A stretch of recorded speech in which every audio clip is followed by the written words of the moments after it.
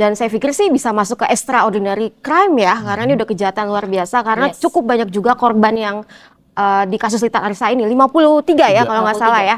Dan sebelum-sebelumnya kita juga sudah tahu bahwa ada sejumlah kasus yang sama.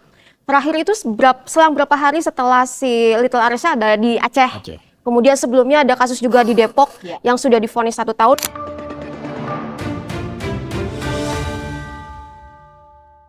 Ya, ini memang sangat-sangat memprihatinkan ya, Grace Pansel ya, karena ini menyangkut anak. Korbannya anak di sini. Dan saya pikir sih bisa masuk ke extraordinary crime ya, karena ini udah kejahatan luar biasa, karena cukup banyak juga korban yang di kasus Lita Arisa ini, 53 ya kalau nggak salah ya.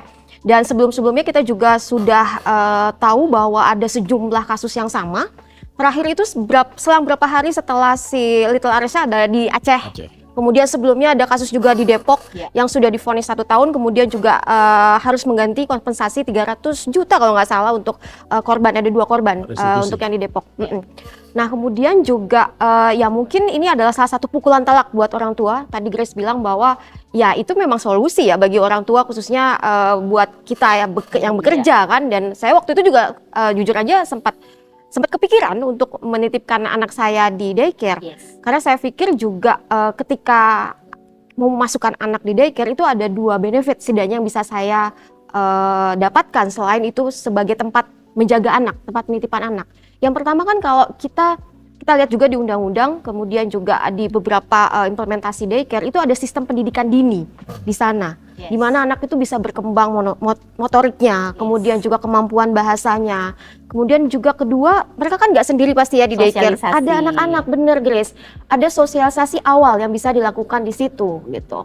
Dan memang mungkin ada beberapa pertimbangan ya saat itu yang pada akhirnya kita urung untuk untuk menitipkan anak kami di daycare, dan akhirnya kemudian dititipkan di eyangnya.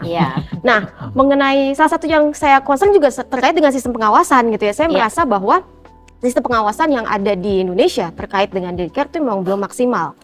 Mungkin kalau kita coba bandingkan dengan negara-negara lain, itu ada beberapa data yang kami juga sudah compile di data 1. Jepang, Australia, Amerika, kemudian juga Singapura itu memiliki sistem perlindungan anak di daycare itu yang sangat-sangat mumpuni.